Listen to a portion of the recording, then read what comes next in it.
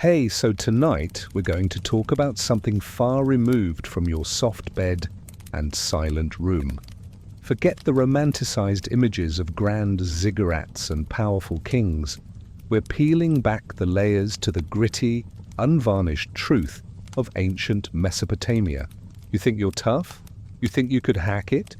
Tonight, we'll see why even a single day in that foundational civilization would likely be your last. So if you're settling in, ready for a real journey through time, remember to hit that like button, subscribe for more deep dives, and tell me where you're listening from and what time it is for you. Alright, find that cozy spot. Maybe pull your blanket a little tighter because we're about to dim the lights and step into a world that would shock you to your core. You're not waking up gently. There's no soft alarm, no quiet rustle of your clean sheets, no soothing silence that gives way to the gentle hum of your modern home. Instead, your first sensation is an itch, a persistent, crawling discomfort that spreads across your skin, already clammy with sweat despite the pre-dawn chill that still clings to the air. Your eyes blink open in near total darkness, a darkness far deeper and more complete than anything you're accustomed to, broken only by the faintest, almost imperceptible sliver of pale light trying to force its way through a high, narrow opening in what you instinctively know is a wall of sun-baked mud brick. You try to shift, to stretch, but your limbs protest, stiff and aching from the rough, woven mat of reeds or straw that has served as your bed. It's thin, offering little cushioning from the packed earth floor beneath it, and you can feel every knot, every sharp edge of the dried plant material pressing into your flesh. The straw itself is brittle, shedding dust and tiny, almost invisible particles that adhere to your skin, making the persistent itch even worse. And the smell, the smell hits you before you even fully register your surroundings. It's a thick, heavy blanket of odors that assaults your nostrils, stale sweat from bodies packed close, a pervasive earthy dampness, the sharp, acrid tang of wood smoke from yesterday's cooking fire that never quite fully aired out, and something else, a faint but unmistakable whiff of refuse, Of waste that seems to permeate everything. Perhaps it's from the street just outside, or maybe a nearby communal waste pit, or even from the less than hygienic practices within your own small, cramped dwelling. You try to take a deep breath to clear your head, but the air itself feels viscous, laden with fine dust that catches in your throat, prompting a dry cough. Your mouth is parched, tasting of stale breath and the grittiness you've breathed in all night. Your eyes, still adjusting, begin to discern shapes in the gloom. The walls around you are not smooth and painted, but rough, uneven mud brick, a tapestry of cracks and fissures where tiny insects, spiders, beetles, who knows what else, might scuttle or hide. You can almost feel their unseen presence. The ceiling is low, supported by rough-hewn beams that cast distorted shadows in the encroaching sliver of light, and from it you half expect something to drop. There's no privacy here, not in the way you understand it. You're lying shoulder to shoulder with family members, their forms indistinct lumps in the darkness, their breathing a rhythmic, sometimes snuffling accompaniment to your own growing discomfort. There might be a goat or a few chickens penned in a corner, their faint movements and animal smells contributing to the overwhelming sensory assault. You hear the rustle of straw as someone else stirs, a low groan, a soft sigh that speaks of a shared weariness. The sounds of the nascent city begin to filter in from beyond the walls.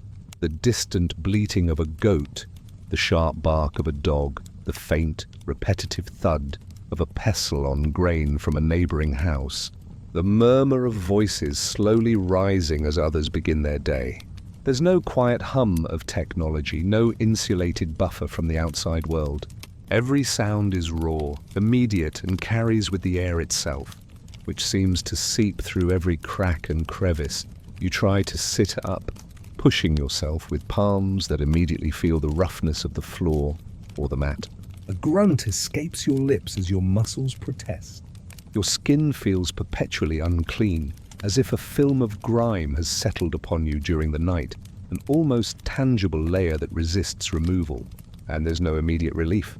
No refreshing shower awaits you, no clean clothes, no scent of freshly brewed coffee. The thought of cold, potentially contaminated water from a communal well, painstakingly fetched in an earthenware jar, offers little appeal, though the thirst is profound.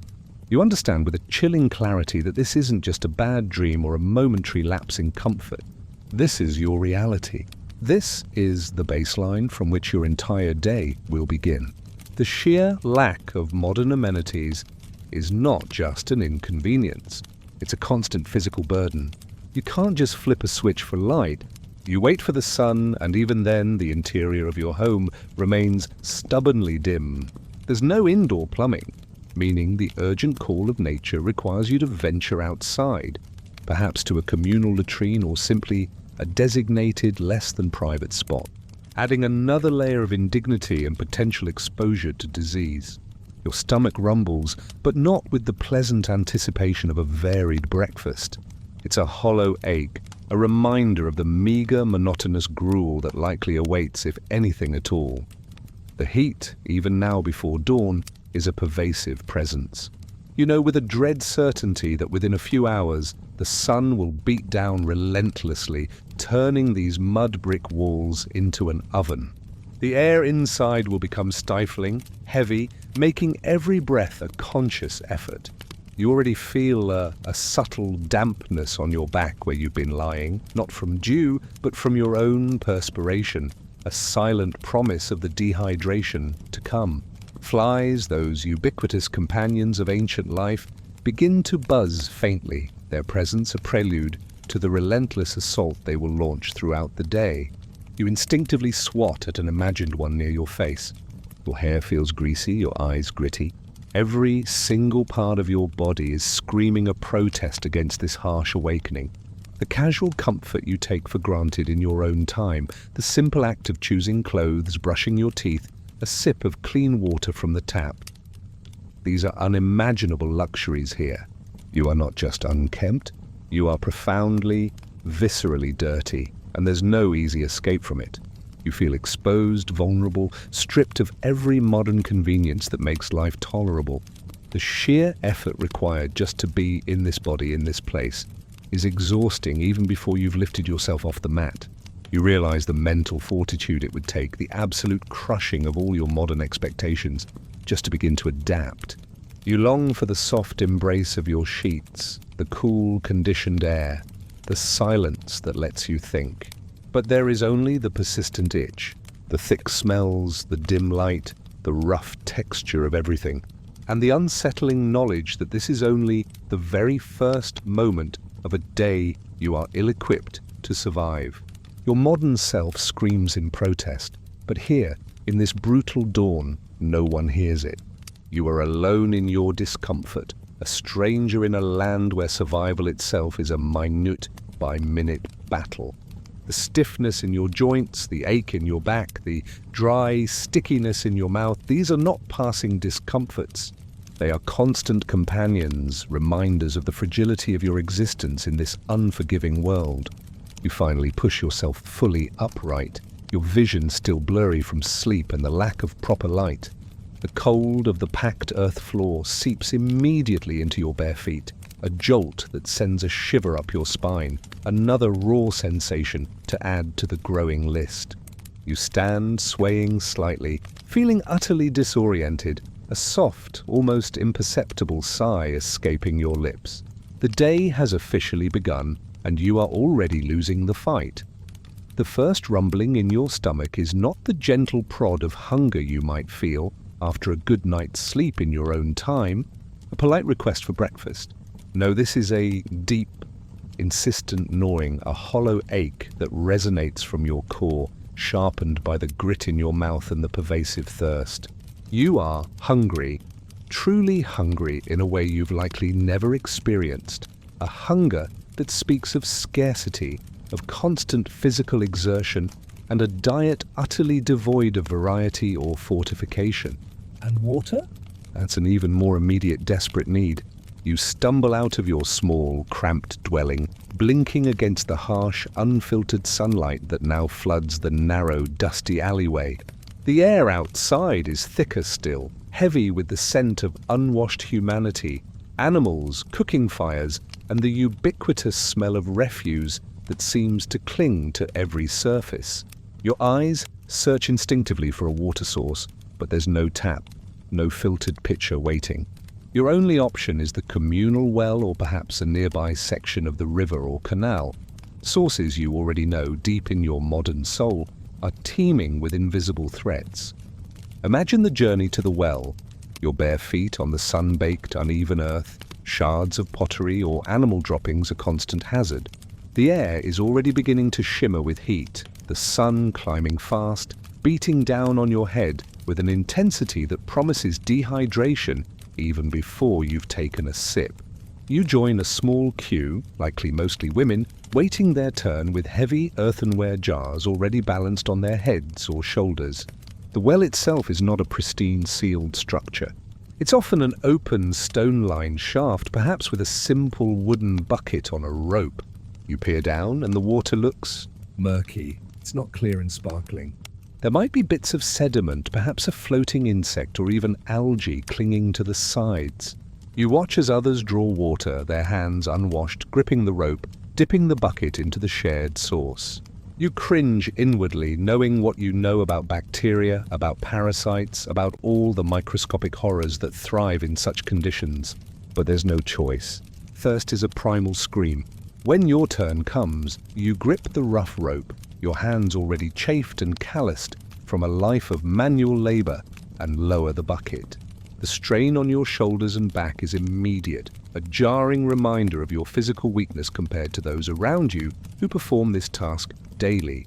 You haul it up, the bucket heavy and dripping, splashing drops of that dubious liquid onto your already dusty clothes. You don't have a choice but to drink it. You cup your hands, or perhaps you have a small cup, and bring the water to your lips. It's lukewarm, often tasting faintly of earth and minerals, sometimes with an unsettling metallic or even brackish aftertaste. And despite your desperate thirst, you can't help but be aware with every swallow that you are ingesting a potent cocktail of potential diseases. Dysentery, cholera, typhoid. These are not abstract concepts here. They are daily realities waiting patiently in every drop of water. You might feel a slight queasiness almost immediately, a nervous tremor in your stomach as your modern immune system screams in protest. You fill your jar, hoist it with difficulty onto your head or shoulder, feeling the strain, and begin the walk back, already anticipating the potential consequences. Now for food. Your diet, if you're lucky, is primarily barley. Barley, in virtually every form imaginable, flatbreads, porridge, beer. It is monotonous, relentless, and utterly lacking in the diverse nutrients your body craves. You might watch as a family member or neighbor is already kneading dough made from coarsely. There is no weekend here, no days off, no lunch break in the way you understand it. From the moment the sun begins its ascent, casting long, harsh shadows across the dusty landscape, you are expected to work.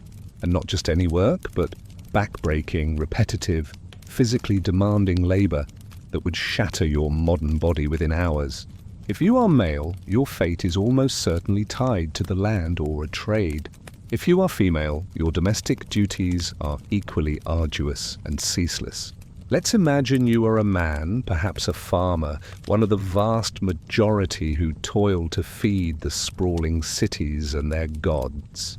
Your body, already stiff and aching from the night's restless sleep, is now pushed into action under a sun that quickly becomes a malevolent, Inescapable eye in the sky. You would be out in the fields. long before the heat becomes truly unbearable, but still early enough for the air to be thick and humid, clinging to your skin. The earth beneath your bare feet is a mixture of cracked clay and fine, abrasive dust, baked hard by previous days of sun. You pick up your tool, perhaps a simple wooden hoe or a digging stick tipped with bronze, a crude instrument that requires immense effort to wield effectively. There's no sophisticated machinery here, no mechanized plows or automatic irrigation systems.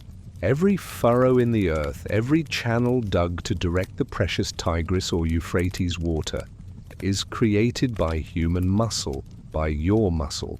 You bend at the waist, a position that quickly sends dull aches into your lower back, and begin to dig. The earth is stubborn, resisting your efforts, and each swing of the hoe sends jarring vibrations up your arms into your shoulders. Your hands, already calloused, begin to blister anew, the rough wood of the handle chafing your skin raw. The work is ceaseless. You are part of a team, perhaps a small family unit or a larger communal group, all working in silent, grim determination. The only sounds are the rhythmic thud of tools against earth, the grunts of exertion, the buzzing of flies, and the distant cries of field birds. There's no music, no podcasts, no modern distractions to ease the monotony. Your mind is free to wander, but it quickly circles back to the discomfort.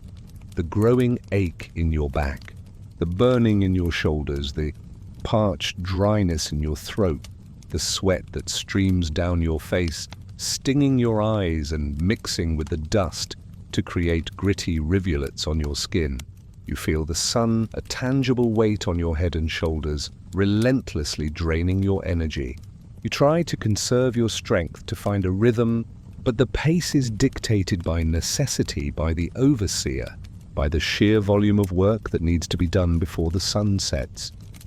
Ground barley flour, perhaps adding a little salt and water, then flattening it into thin discs to be baked on hot stones or the inner walls of a clay oven. The smell of baking bread is comforting, yes, but it's a comfort born of scarcity, not abundance. You might get a small portion of this bread, dry and somewhat tough, the texture uneven due to the coarse grind of the grain. It fills your stomach, but doesn't truly satisfy your modern palate, which yearns for flavor, for variety, for fresh produce. Vegetables and fruits are scarce, seasonal, and often carry their own risks. You might find onions, leeks, or a few dates, but they are treats, not staples. Meat is a luxury, reserved for special occasions or the very wealthy. If you're lucky, you might have a few dried fish, salted and tough, offering a welcome but rare protein boost. The preparation itself is primitive. There's no refrigeration. Food spoils quickly in the relentless heat. Grains must be stored carefully to avoid pests and dampness. Your meal, when it comes, is often a simple gruel or flatbread, perhaps dipped in a little oil or some fermented milk if you have access. You eat quickly, almost instinctively, your body trained by generations of scarcity to consume what is available without question. You feel the rough texture of the barley on your tongue, the slight bitterness, the lack of robust flavor. Your teeth, unaccustomed to such a coarse diet and lacking modern dental care, might even ache. You find yourself chewing slowly, trying to break down the tough fibers. Each bite is a conscious effort, a practical exercise in survival, not a pleasurable experience. You might observe children around you, their bellies distended, their limbs thin, a stark visual representation of chronic malnutrition. You yourself feel the effects. A persistent dull headache, a lack of energy, the constant sensation of being only partially sated. Your body, used to a rich array of vitamins and minerals, protests with subtle aches and a general lethargy that no amount of rest seems to cure. You long for a crisp apple, a juicy piece of meat, a vibrant salad, anything to break the monotony, to inject some true nutrition into your system. But those desires are futile here. Your diet is dictated by the land, by the harvest, by the constant grinding effort required to produce and preserve even these basic foodstuffs. You understand that this isn't just about feeling hungry. It's about your body, slowly, subtly, beginning to break down from a lack of essential nutrients, a deficiency that would, over time, wear you down, making you susceptible to every illness that crosses your path. The very act of feeding yourself is a grim, daily reminder of your precarious existence. Every meal is a gamble with your health, every sip of water a roll of the dice. You are constantly on edge, your senses heightened, not by fear, but by the relentless grinding anxiety of basic survival. The sun continues to climb, the heat intensifies, and the demands on your body grow, even as you attempt to fuel it with these insufficient, questionable provisions. You feel a new kind of fatigue setting in, not just physical, but a profound mental exhaustion born from the unrelenting struggle against hunger and thirst. You realize that your modern understanding of eating healthy or staying hydrated is not just irrelevant here. It's a luxury that would actively hinder your ability to cope with the reality of Mesopotamian sustenance. Here, survival trumps all other considerations, and often it's a losing battle. There is no weekend here, no days off, no lunch break in the way you understand it. From the moment the sun begins its ascent, casting long, harsh shadows across the dusty landscape, you are expected to work. And not just any work, but back-breaking, repetitive, physically demanding labor that would shatter your modern body within hours. If you are male, your fate is almost certainly tied to the land or a trade. If you are female, your domestic duties are equally arduous and ceaseless. Let's imagine you are a man, perhaps a farmer, one of the vast majority who toil to feed the sprawling cities and their gods. Your body, already stiff and aching from the night's restless sleep, is now pushed into action under a sun that quickly becomes a malevolent, inescapable eye in the sky. You would be out in the fields, long before the heat becomes truly unbearable, but still early enough for the air to be thick and humid, clinging to your skin. The earth beneath your bare feet is a mixture of cracked clay and fine, abrasive dust, baked hard by previous days of sun. You pick up your tool, perhaps a simple wooden hoe or a digging stick tipped with bronze, a crude instrument that requires immense effort to wield effectively. There's no sophisticated machinery here, no mechanized plows or automatic irrigation systems. Every furrow in the earth, every channel dug to direct the precious Tigris or Euphrates water, is created by human muscle, by your muscle. You bend at the waist, a position that quickly sends dull aches into your lower back, and begin to dig. The earth is stubborn, resisting your efforts, and each swing of the hoe sends jarring vibrations up your arms into your shoulders. Your hands, already calloused, begin to blister anew, the rough wood of the handle chafing your skin raw. The work is ceaseless. You are part of a team, perhaps a small family unit or a larger communal group, all working in silent, grim determination. The only sounds are the rhythmic thud of tools against earth, the grunts of exertion, the buzzing of flies, and the distant cries of field birds. There's no music, no podcasts, no modern distractions to ease the monotony. Your mind is free to wander, but it quickly circles back to the discomfort. The growing ache in your back, the burning in your shoulders, the parched dryness in your throat, the sweat that streams down your face, stinging your eyes and mixing with the dust to create gritty rivulets on your skin. You feel the sun, a tangible weight on your head and shoulders, relentlessly draining your energy. You try to conserve your strength to find a rhythm, but the pace is dictated by necessity, by the overseer, by the sheer volume of work that needs to be done before the sun sets. Irrigation is a primary concern. Mesopotamia, the land between two rivers, is fertile, but only with careful management of its water. You might spend hours digging and clearing irrigation channels, diverting water from the main canals into smaller ditches that snake across the fields. The water itself is often muddy, carrying silt that quickly settles, requiring constant clearing. You stand in the thick, warm mud, feeling it squelch between your toes, watching it stain your simple loincloth. The leeches might be present, or other unseen aquatic creatures, adding another layer of anxiety to the task. The mud is heavy, resistant, and pulling yourself free from its grasp with each step is an exertion in itself. The sun glares off the water, creating a dazzling, distorting shimmer that makes your eyes ache. You feel the slow onset of heat stroke, a dull pounding in your temples, a dizziness that makes the world tilt slightly, a profound fatigue that seeps into your bones.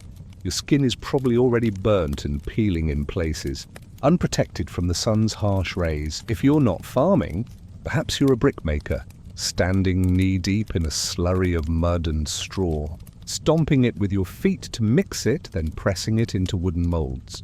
Hour after hour, you repeat the same motion, your muscles screaming in protest, the mud drying on your skin to an itchy, restrictive crust. Or perhaps you're a laborer on a grand construction project, a ziggurat or a temple wall.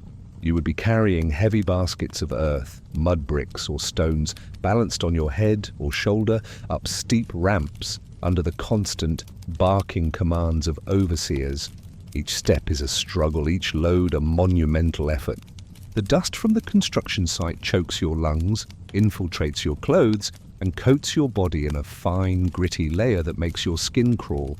You see others around you, their faces grim, their bodies lean and wiry, honed by years of this brutal existence. They don't complain, they simply endure. You realize the immense physical strength and stamina required, a level of endurance that your sedentary modern lifestyle has utterly failed to prepare you for. You'd likely collapse from exhaustion, dehydration, or heat stroke long before the day was half over. There's no escape from the elements. No air-conditioned office, no shaded break room. Your lunch, if you even get one, is likely a few pieces of dry barley bread, perhaps some dates or onions, eaten quickly in the meager shade of a date palm or a temporary lean-to. There's no time for proper rest, no chance to truly recover. You might even find yourself falling asleep on your feet, jolted awake by a shout or a shove. Your senses are overwhelmed by the physical output, the smell of your own sweat, rank and heavy, mixing with the smells of those around you. The burning sensation in your muscles, the rasping sound of your own breathing, the gritty taste of dust and thirst in your mouth. You become hyper-aware of your body, not in a mindful, healthy way, but in a desperate monitoring of its failing mechanisms. Every muscle fiber screams, every joint protests. You feel the persistent tremor of exhaustion in your hands, the blurring of your vision from the heat, the constant dull ache in your head that promises a migraine. You understand that this labor isn't just a means to an end. It's a constant, brutal negotiation with your own mortality. One wrong step, one moment of dizziness, one lapse in concentration, and you could injure yourself, a minor injury that in this world could easily escalate to infection, disability, and death. There is no workers' compensation, no medical leave, only the stark reality that if you cannot work, you cannot eat, and you will not survive. The sun begins its slow descent, but the heat lingers, oppressive and unrelenting. Your body feels like a leaden weight, every limb heavy, every movement requiring immense willpower. You are not just tired. You are profoundly, utterly depleted, a mere shadow of your modern self, pushed to the brink of collapse by the relentless, unforgiving grind of Mesopotamian labor. And tomorrow, you will wake up and do it all again. If you make it through the night, you navigate the crowded, narrow streets of the city, a chaotic swirl of humanity, animals, and commerce. But you do so with a heightened sense of caution, an underlying thrum of anxiety that your modern life has never prepared you for. Here, in ancient Mesopotamia, the law is not an abstract concept to be debated by lawyers. It is a brutal, often unforgiving force, etched in stone and applied with a rigid hand. You are acutely aware that your rights, as you understand them, are virtually non-existent, and your very survival hinges on knowing your place in a rigidly stratified society, a place likely far lower than you would ever accept in your own time. Imagine, for a moment, that you witness a transgression, perhaps a petty theft, a desperate soul snatching a piece of bread from a vendor's stall. In your world, this might result in a fine, community service, or a short jail sentence. Here, the consequences are stark, immediate, and public. You might see the accused dragged before a local elder, or, if the matter is serious enough, before a city governor, or even a king's official. There's no presumption of innocence, no right to a lawyer. The evidence might be circumstantial, or even based solely on the accusation of a more powerful individual. And the punishment? It could be a public whipping, swift and brutal, each lash tearing at flesh, a warning to all.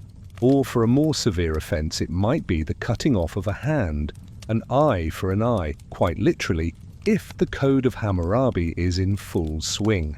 You would see the swift, crude action of the executioner, the blood, the screams, the chilling finality of it all. Your stomach churns, a mix of horror and primal fear, as you realize that such a spectacle is not rare. It is a part of the daily fabric of justice. And you know with a sickening certainty that if you were accused, particularly if you are of a lower status, your chances of a fair trial or a merciful outcome are virtually zero. Your social status, or lack thereof, is your primary determinant of justice. You are not a citizen with inherent rights.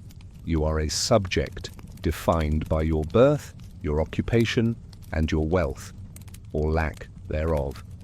If you are a commoner, a free man or woman, the mushkenu, your life is worth less in the eyes of the law than that of an awilu, a membership of the elite landowning or priestly class. If you injure an awilu, the penalty is far harsher than if you injure another mushkenu. And if you are an enslaved person, wardu, a very real possibility in this society, perhaps captured in war or sold into bondage due to debt, you are property. Your master can physically harm you, even kill you with relatively little legal consequence. You are not an individual, you are an asset. This hierarchy permeates every interaction, every transaction. You feel it in the way people speak to you, the way they avert their gaze from someone of higher status, the way they walk with a subservient shuffle in the presence of an official. You yourself instinctively adopt a posture of deference, a nervous awareness of who holds power. Debt is another terrifying spectre. In your world, bankruptcy offers a fresh start. Here, overwhelming debt can lead to debt slavery, a horrifying spiral where you or your children could be forced to work for your creditor until the debt is repaid, which might be never. You live with the constant, grinding fear of a bad harvest, an illness that prevents you from working, a sudden misfortune that could plunge you and your family into irreversible servitude. The economic system offers no safety nets, no unemployment benefits, no social welfare. Your survival is solely dependent on your ability to produce and acquire, and if that fails, the consequences are dire and inescapable. Even everyday interactions are fraught with a different kind of tension. There's no trust in strangers. Every transaction, every negotiation, every dispute carries the weight of potential fraud or accusation. The concept of truth can be malleable, often influenced by who has more power, more witnesses, or more resources to offer as a bribe. You witness arguments erupting over land boundaries, water rights, stolen goods, disputes that, if they escalate, could lead to violence or, worse, a formal complaint to the authorities, where your testimony might be dismissed simply because of your social standing. The lack of standardized weights and measures, or the potential for dishonest vendors, means you are constantly on guard, scrutinizing every exchange. You feel a persistent unease, a constant suspicion, realizing that your modern expectation of fairness and transparency is a dangerous naivete in this environment. Your emotional landscape is dominated by a chilling realization there is no recourse for the vulnerable. If you are wronged by someone more powerful, if you are falsely accused, if your meager belongings are stolen by a well-connected individual, you have very few avenues for true justice.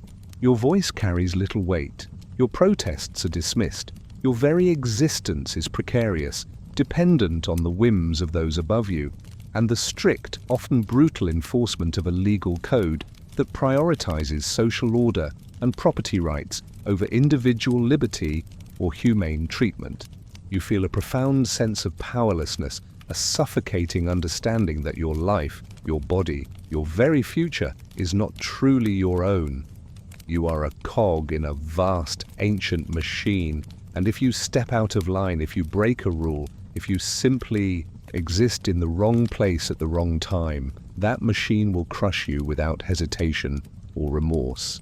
The sun beats down on the bustling city, its light illuminating the grand temples and the squalid alleys with equal indifference, a stark reminder that in this world, survival is not just about physical endurance, but about a constant draining negotiation with an unyielding social and legal system designed to keep you firmly in your place or eliminate you entirely. You wake with a cough, a deep, rattling sound that seems to tear at your lungs. Your throat is raw, your head pounds, and your entire body aches with a feverish chill that somehow coexists with the oppressive heat of your dwelling. This isn't a modern cold that you can treat with over-the-counter medicine and a few days of rest.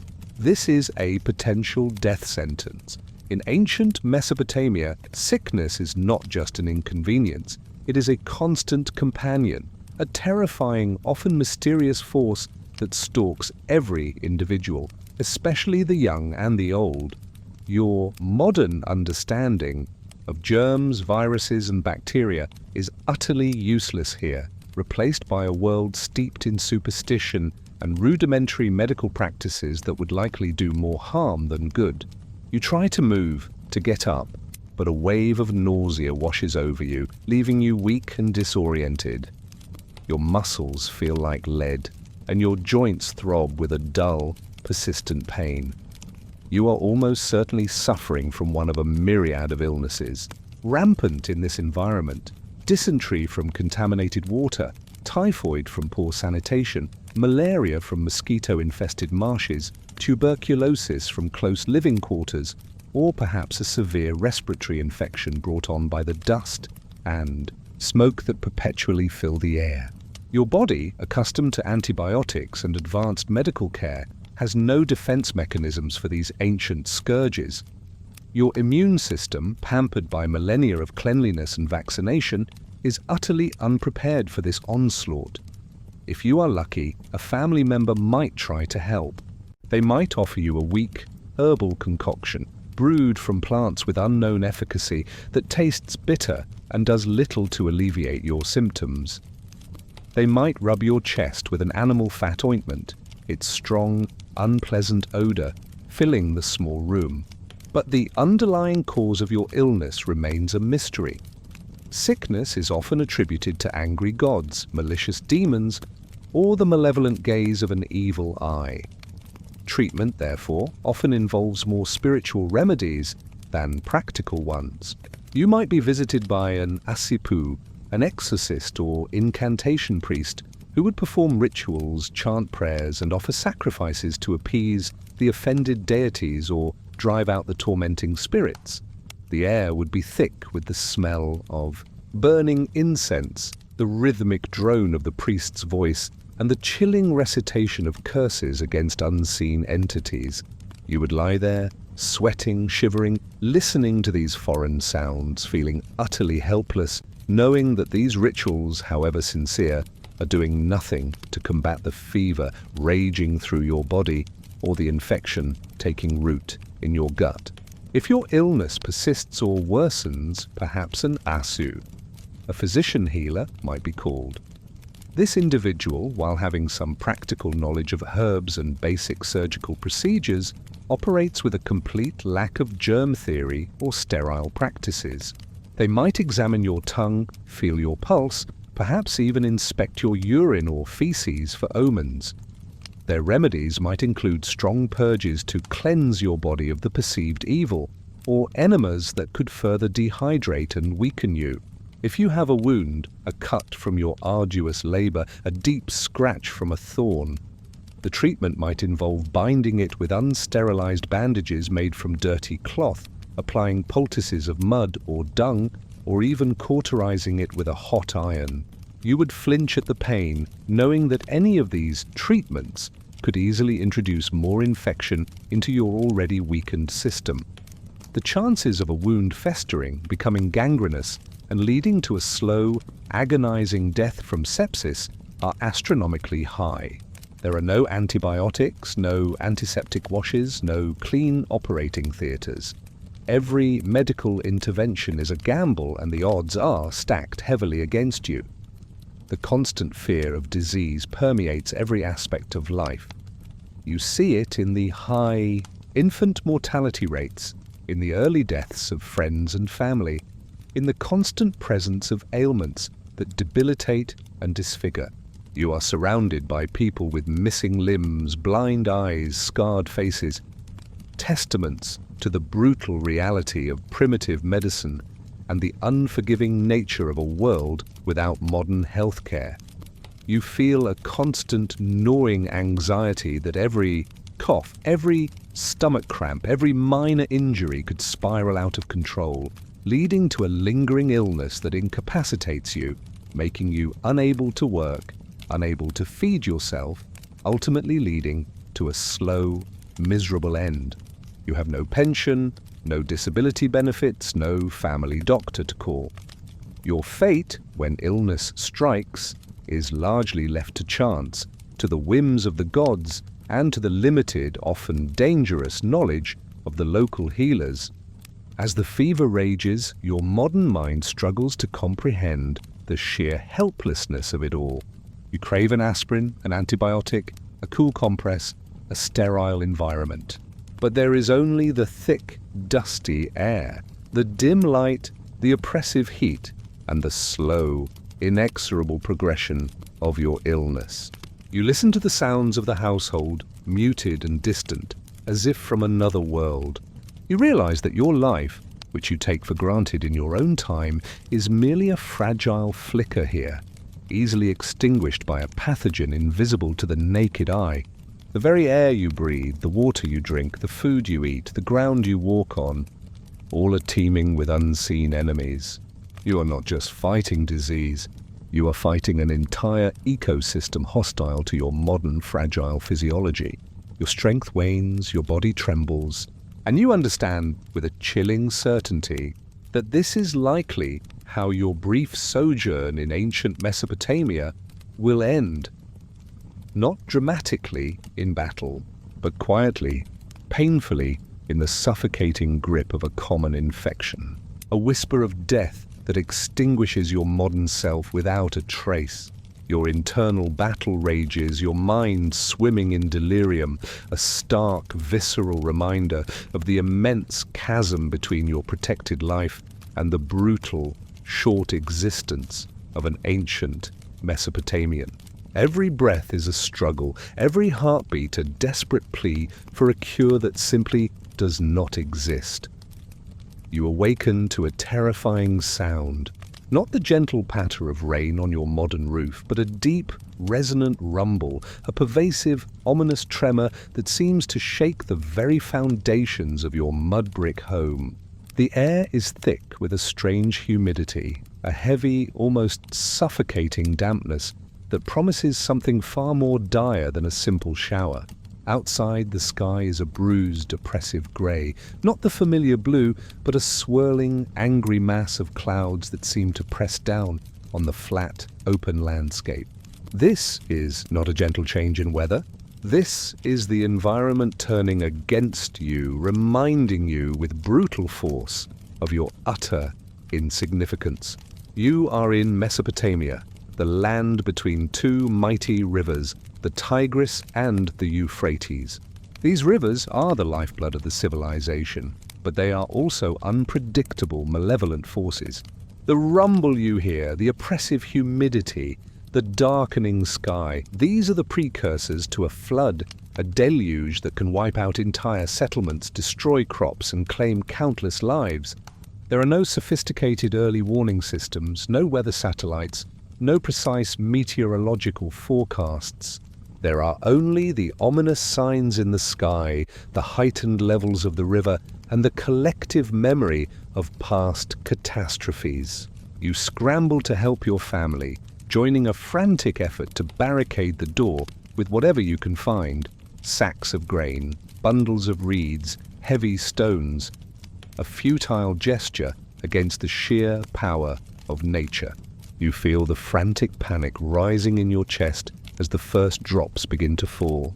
Not a sprinkle, but a sudden, violent downpour that quickly turns the dusty ground into a slick, treacherous mud. Within minutes, the alleyways outside your home become raging torrents.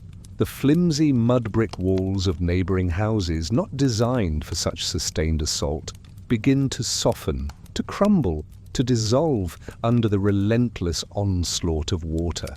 You hear the shouts of neighbors, the frantic bleating of animals, the terrifying crack of collapsing structures. The river, swelling beyond its banks, becomes a monstrous entity, sweeping away everything in its path: homes, livestock, precious crops, and tragically, human lives. You stand inside your dwelling, feeling the cold, muddy water seep in under the door, rising quickly around your ankles, then your calves. The air becomes thick with the smell of damp earth, decaying vegetation, and raw sewage carried in the floodwaters.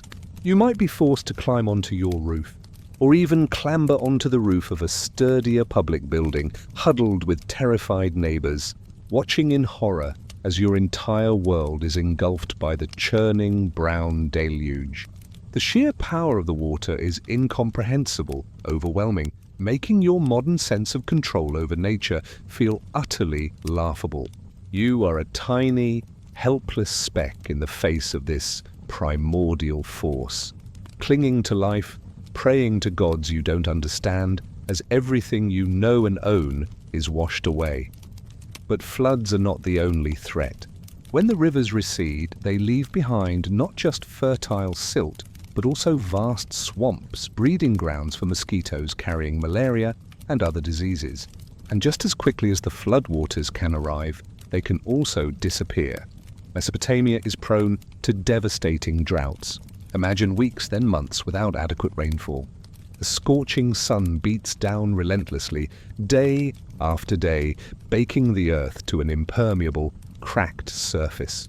The irrigation canals dry up. The mighty rivers shrink to pathetic trickles. Your carefully planted barley, your precious date palms, they wither and die, turning the vibrant green landscape into a desolate, dusty wasteland. You feel the oppressive heat radiating off the cracked earth, scorching your lungs with every breath. Dust devils spin across the parched fields, carrying fine, abrasive grit that coats everything, infiltrates your eyes, nose, and mouth, making your already desperate thirst even worse. You experience profound hunger, not just a rumble, but a hollow, weakening ache that never leaves. You see the desperation in the eyes of your neighbors, the gaunt faces of children, the slow, agonizing death of livestock. The lack of food means starvation, a slow, torturous demise that strips you of your dignity and your will to live. You witness people migrating, abandoning their homes in search of water and sustenance, their journeys often ending in futility. The sheer scale of the disaster, the complete lack of modern relief efforts, no food aid, no water purification tablets, no international assistance, leaves you utterly exposed and vulnerable. You realize with a chilling clarity that climate here is not just an inconvenience. It is a life or death lottery, a constant negotiation with extreme forces that could end your existence in a heartbeat or starve you slowly and painfully over months. Beyond floods and droughts, there are the dust storms. Imagine the horizon darkening, not with rain clouds, but with a colossal, churning wall of ochre-colored dust. The wind howls, a rising shriek that presages the coming storm. You scramble for shelter, but often it's not enough. The dust storm hits with the force of a physical blow, a choking, blinding tempest that envelops everything. The air becomes unbreathable, filled with fine, gritty particles that infiltrate your lungs, stinging your eyes, caking your hair and skin. You can't see more than a few feet in front of you, disoriented and terrified. The wind howls like a banshee, tearing at your home, threatening to rip away your roof or collapse your walls. You huddle in the deepest part of your dwelling, listening to the terrifying roar outside, feeling the fine dust seep in through every crack and crevice, covering everything in a suffocating layer. These storms can last for hours, even days, destroying crops, burying roads, and leaving behind a landscape transformed and hostile. Your lungs ache, your eyes are inflamed, and the lingering taste of dust in your mouth is a constant reminder of nature's indifference. You understand that in this ancient world, you are utterly at the mercy of the elements. Your modern concepts of comfort, safety, and predictability are shattered by the raw, brutal power of a landscape that is both your provider and your destroyer. Every day is a gamble, a test of endurance against an environment that offers no quarter, and that will ultimately win. You are abruptly jolted awake, not by the rising sun, but by a chilling sound that pierces the pre-dawn quiet, the distant, guttural roar of many voices, punctuated by the clash of bronze on bronze and the terrified screams of women and children. This is not a nightmare. This is the horrifying reality of ancient Mesopotamian life. The constant, ever-present threat of warfare, raids, and invasion. Your modern sense of peace and security, guaranteed by sophisticated military defense systems and international laws, evaporates in an instant, replaced by a primal, overwhelming fear that paralyzes you. You scramble from your reed mat, heart pounding against your ribs, your breath catching in your throat. Your family is already stirring hushed whispers of panic, quick, desperate movements in the gloom. The sounds are getting closer, sharper. The thud of heavy footsteps, the desperate cries of alarm from the city's watchmen, the unmistakable, terrifying clang of weapons. Your city, though perhaps fortified with mud brick walls, is not impenetrable. Throughout Mesopotamia's long history, conflict was endemic. City-states constantly vied for control of fertile land, water rights, and trade routes. There was no overarching unified government for much of its existence, no singular power to guarantee widespread peace. Your city lives in a perpetual state of vigilance, but vigilance can often be overwhelmed by a determined enemy. You huddle with your family, pushing younger children into the darkest corners of your small home, praying for invisibility. But you know deep in your gut that if the walls are breached, your mud brick dwelling will offer no protection. You hear the shattering of pottery, the splintering of wood, the guttural shouts of invaders mixed with the anguished cries of your neighbors. The air fills with the smell of smoke as homes are set ablaze, and the acrid tang of fear, a smell you recognize from the panicked sweat of your own body. You know what these raiders want? Not just plunder, but people. Men to be enslaved, women to be taken, children to be sold. The thought is a cold, visceral terror that grips your stomach and makes you want to vomit. Your modern mind rebels against this savagery, this utter disregard for human life. But here, it is the brutal norm. If you are a man, you might be expected to fight, to grab a crude spear or a stone axe, to join the city's meager defense force. But you are not a trained warrior. You are a farmer, a craftsman, a common laborer. Your body, already weakened by hard labor and poor nutrition, is utterly unprepared for the brutal, close-quarters combat of ancient warfare. You would be facing seasoned fighters hardened by years of skirmishes, wielding bronze weapons and possessing a ruthless efficiency born of necessity. You would likely be cut down swiftly, your modern reflexes and pacifist inclinations utterly useless against their brutal onslaught. You might attempt to flee, to blend into the chaos, but where would you go? The surrounding countryside, if you even managed to reach it, would be just as dangerous, filled with roving bands of raiders or vengeful enemies. If you somehow survive the initial assault, if your city is captured, your fate would be grim.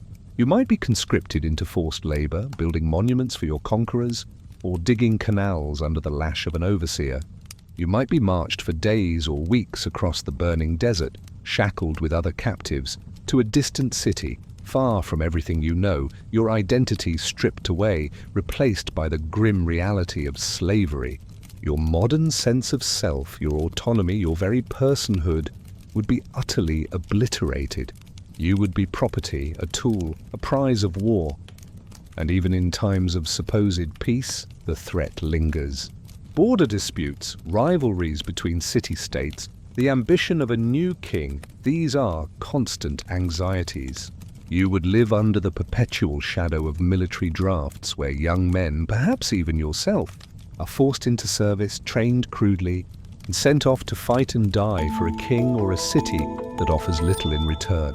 The cost of maintaining an army, of building defensive walls, of paying tribute to more powerful empires, these burdens fall heavily on the common people, on you, through crushing taxes and forced labor. You would experience the constant drain on resources, the fear that your own sons might be taken, never to return. The psychological toll would be immense. You would never truly feel safe, never truly at peace. Every distant drumbeat, every rumor of troop movements, every strange face in the market would trigger a primal surge of fear. Your modern mind, accustomed to feeling secure in your home and nation, would be constantly on edge, living in a state of high alert that would quickly lead to exhaustion and paranoia. The sheer brutality of human interaction in times of war, the casual cruelty, the complete disregard for civilian life, these realities would scar your psyche, leaving you with traumas that no modern therapy could ever hope to address. You would witness atrocities, suffer losses, and live with the indelible marks of violence that permeate ancient life. The shadow of the blade, whether wielded by an enemy or a conscripting officer, is never far, a constant chilling reminder that your life in ancient Mesopotamia is not truly your own, but a fragile existence easily extinguished by the relentless march of conflict and insecurity. You yearn for the quiet solitude of your modern room, the safety of your familiar streets, the assurance that no enemy will suddenly burst through your door. But here, in this brutal landscape of shifting power and constant threat, such comforts are unthinkable, and your chances of seeing another peaceful dawn dwindle with every passing moment. You rise, or try to, your body heavy with the lingering aches of the previous day's labor. But this morning, there's a different kind of weight pressing down on you, the invisible, Omnipresent weight of the gods, the pervasive and inescapable force of religion and superstition that governs every single aspect of ancient Mesopotamian life. In your modern world, you might choose your beliefs or none at all and live your life largely unconcerned with divine retribution for minor transgressions. Here, the gods are real, tangible, and often terrifyingly capricious entities who demand constant appeasement and whose wrath could strike you down without warning every sunrise, every sunset, every flood, every drought. Every personal misfortune, these are not random occurrences. They are direct manifestations of divine will, signs of favor, or more often, signs of displeasure. You live in a polytheistic world, a vast pantheon of gods and goddesses, each with their own domain, their own temperaments, their own rituals. There's Enlil, the god of wind and storms, whose temper could bring devastating floods. There's Ishtar, goddess of love and war, whose passions could swing from seductive beauty to vengeful destruction. And thousands of lesser deities, spirits and demons, all vying for influence, all capable of blessing or cursing your meager existence. You are not a free agent. You are a servant, a speck in a vast cosmic drama whose sole purpose is to serve the gods and their earthly representatives, the kings and priests. Your day would begin with a sense of ritualistic dread. You would offer silent prayers, perhaps a small, humble offering, if you could afford it, a pinch of barley, a date, hoping to placate any offended deities or ward off malevolent spirits. Every action, every decision would be filtered through the lens of divine approval or disapproval. Is today a good day to plant? Consult the omens. Is your child sick? Perhaps you've offended a household god. Is the harvest poor? The gods are angry, and a public procession or sacrifice might be required. You would feel a constant, gnawing anxiety that you might, unknowingly, commit an act that incurs divine wrath. A misplaced word, a forgotten ritual, a disrespect shown to a sacred object. Any of these could bring misfortune upon yourself and your entire family. There's no concept of a forgiving God or personal grace. The gods are powerful, distant, and often inscrutable. You would participate in public festivals, grand, elaborate ceremonies held in the shadow of towering ziggurats. Massive, stepped temples that dominate the city skyline. These would be immense spectacles, the rhythmic pounding of drums, The mournful wail of flutes, the chanting of priests in ancient, sacred languages you barely understand, the scent of burning incense and sacrificial animals filling the air. You would witness offerings of food and drink, sometimes even human sacrifice in earlier periods, all performed to honor and appease the mighty deities. You would be swept up in the collective fervor, the fear, the desperate hope that these rituals might ensure a good harvest, protect the city from invaders, or bring rain to parched fields. You would feel a profound sense of awe mixed with a chilling terror as you realize the immense power attributed to these unseen forces. Your modern skepticism would be utterly out of place, dismissed as madness or heresy. To question the gods, to doubt their power, would not only be unthinkable but deeply dangerous, risking not just earthly punishment but eternal torment. Omens are everywhere, demanding constant interpretation. The flight of birds, the shape of a liver from a sacrificed animal, the patterns of stars, the dreams you have, all are potential messages from the divine realm. Diviners and priests would be sought out constantly for their interpretations, and their pronouncements would guide major decisions, from waging war to choosing a spouse. You would live in a world where fate is predetermined, written in the stars, but also constantly influenced by your actions and the fickle wills of the gods. This creates a profound psychological burden, a constant struggle between a sense of fatalism and a desperate need to perform the right rituals, to say the right prayers, to avoid offending the countless entities that hold your life in their hands. Even your illnesses and misfortunes would be interpreted through this lens. If you fall sick, it's not just a physical ailment. It's a punishment, a sign of demonic possession or a curse.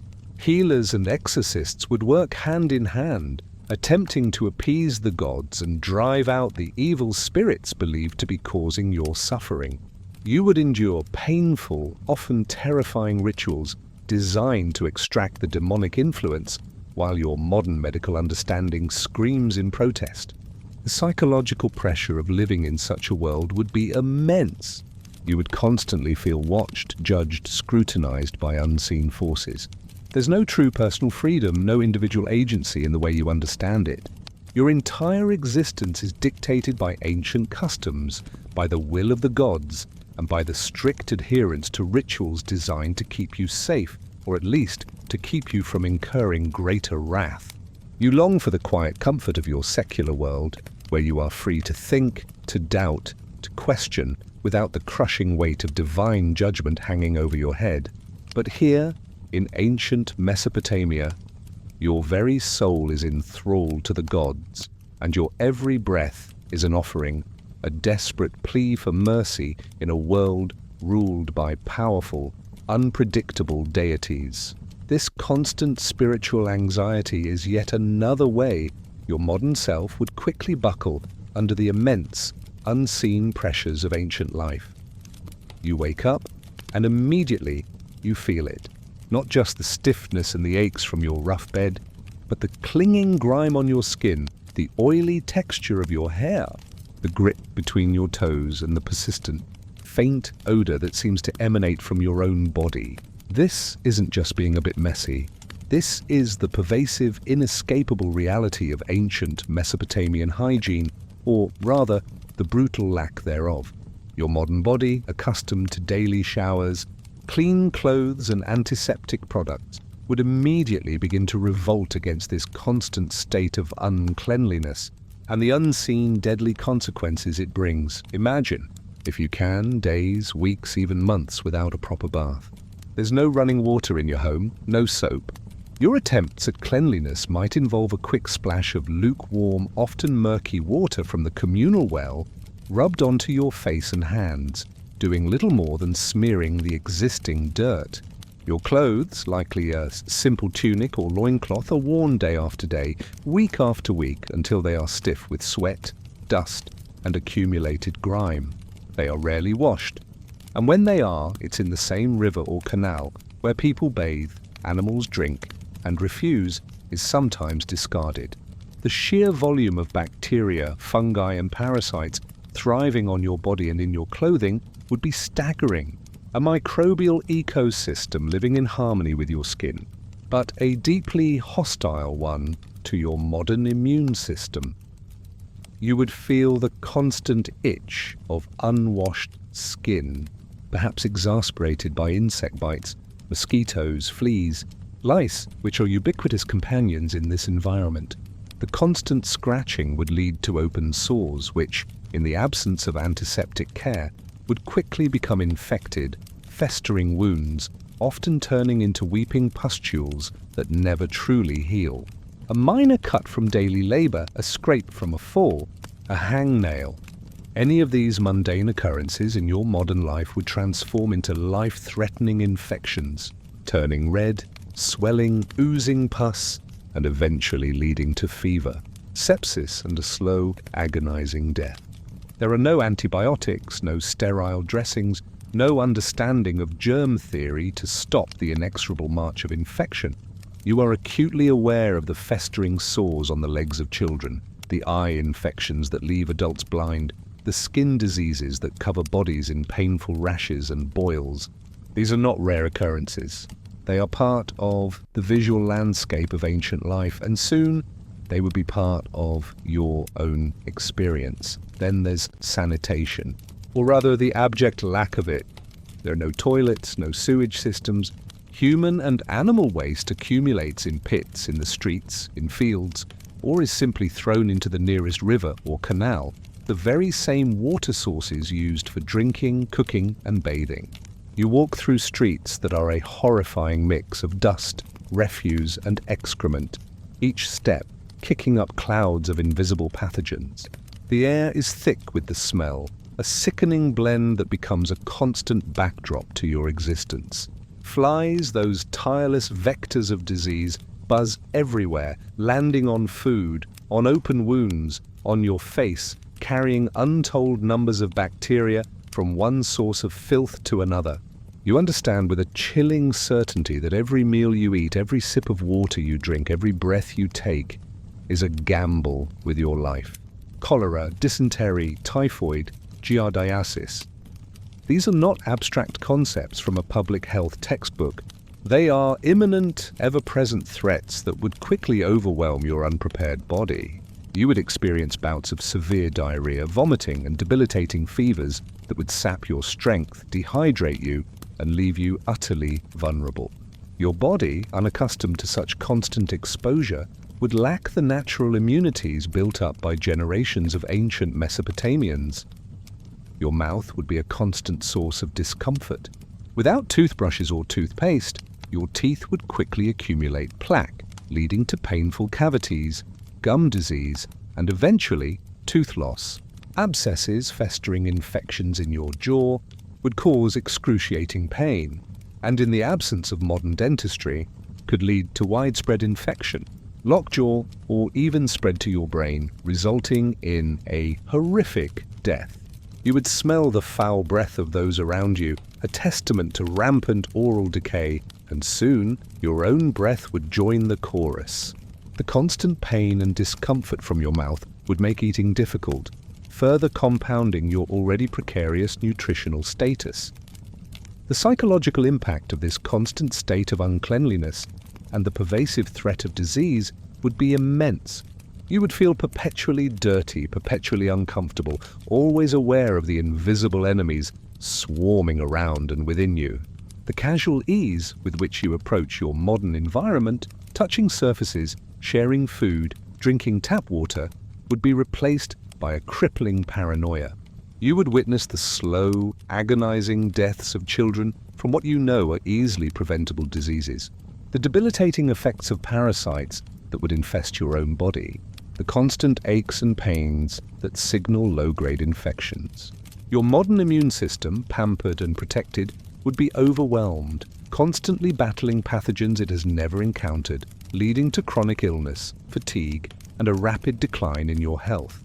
You would long for the simple relief of a hot shower, a clean bed, a sterile environment, a painkiller.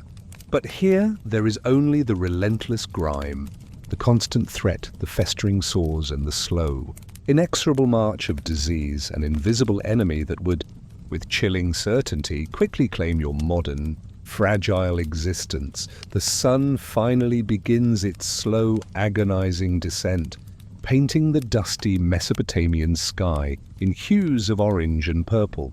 You would greet its departure not with relief and anticipation of a peaceful evening, but with a different kind of dread. Night in ancient Mesopotamia is not a time of quiet repose and guaranteed safety, but a period fraught with its own unique set of dangers, discomforts, and anxieties. Your modern idea of a secure, dark, and silent bedroom is a fantasy here, replaced by a restless, often terrifying, unquiet rest. As twilight settles, the oppressive heat of the day might finally begin to abate, but the air remains thick and heavy, often humid. You retreat to your cramped, windowless mud brick dwelling, seeking refuge not from the elements, but from the myriad threats that emerge with the darkness. There's no electric light, only the flickering, smoky glow of a small oil lamp if you're fortunate enough to have one, or simply the encroaching darkness. This darkness is profound, absolute, an inky blackness that swallows all shapes and makes familiar objects seem menacing. Your eyes, accustomed to streetlights and illuminated screens, struggle to adjust, leaving you feeling disoriented and vulnerable. The sounds of the city don't cease, they merely change. The daytime bustle of commerce gives way to the distant barking of dogs, the eerie howl of jackals or wolves beyond the city walls, the rustling of unseen creatures in the shadowy alleyways. You hear the scuttling of rats and mice within the walls of your own home, their tiny claws scratching against the mud brick, their presence a constant, unsettling reminder of the vermin that share your living space. Mosquitoes, now more active in the cooler night air, begin their relentless assault, their high-pitched whine a maddening symphony around your ears, their bites leaving itchy, inflamed welts that could transmit deadly diseases. There's no insect repellent, no mosquito nets, just the constant, irritating buzz and the desperate, futile slaps. Sleep, when it comes, is fragmented, shallow, and haunted. Your body, already exhausted from the day's labor, struggles to find comfort on the hard, rough reed mat. The persistent itch from insect bites, the grime on your skin, the aches in your limbs, these are not conducive to deep sleep. You toss and turn, feeling the discomfort of the thin mat, the pressure of the packed earth beneath. You might be startled awake by a sudden noise from outside, a drunk shout, a distant argument, the creak of a door, sending a jolt of adrenaline through your already frayed nerves. There's no silence here, no peaceful quiet. There's only a different kind of noise, a background hum of ancient life that never truly ceases. The threats are not just physical. The night is a time for fear and superstition. Without the comforting light of the sun, the mind conjures demons, malevolent spirits, and vengeful ghosts that are believed to roam the darkness. Every shadow seems to hold a shape, every creak a malevolent presence. You would find yourself whispering prayers to protective deities, perhaps wearing a small amulet under your rough tunic, hoping to ward off the unseen forces of evil. Your modern, rational mind would be overwhelmed by the primal, ingrained fear that permeates the ancient psyche, turning every unfamiliar sound, every unsettling shadow, into a potential harbinger of doom. You would feel a profound sense of helplessness against these unseen entities, knowing that your modern skepticism offers no protection against beliefs so deeply held by those around you. Personal safety is also a profound concern. There's no modern police force patrolling the streets. Theft, assault, and other crimes are more prevalent under the cover of darkness. You lock your flimsy wooden door with a simple wooden bar, knowing it offers little true protection against a determined intruder. The fear of being robbed, of your meager possessions being stolen, is a constant, gnawing anxiety that prevents true relaxation. You might even take turns standing watch, especially if there have been recent incidents in your neighborhood, adding another layer of exhaustion to your already depleted state. And then there's the lingering discomfort of thirst and hunger. Your mouth is dry, your throat parched, and your stomach gives another hollow rumble, a reminder of the insufficient meal you consumed hours ago. The promise of the next day's meager food and questionable water is not a comfort, but another source of anxiety. You long for a clean, cool drink, for a satisfying meal, but you know these are distant luxuries. You might lie awake for hours, battling the discomfort, the hunger, the thirst, the pervasive itch, the fear of vermin, the anxieties of unseen threats, and the crushing weight of tomorrow's relentless labor. Your modern body, used to undisturbed sleep in a climate-controlled, pest-free, secure environment, would be utterly shattered by this nightly ordeal. The concept of a truly restful night, of a deep, rejuvenating sleep that prepares you for the day ahead, is completely alien here. Your sleep is a constant negotiation with discomfort, fear, and the lingering effects of the day's hardships. You're always half awake, always listening, always aware of your vulnerability. The cumulative effect of such unquiet rest would quickly lead to chronic fatigue, impaired judgment, and a further weakening of your immune system, making you even more susceptible to the myriad diseases that stalk this ancient land. You would yearn with a desperate, primal longing for the silent, dark, and utterly safe embrace of your own bed, where the night is a time for true recuperation, not another battleground in the relentless struggle for survival. But here there is only the unquiet rest, a testament to a life lived constantly on the edge, where even the darkness offers no true peace.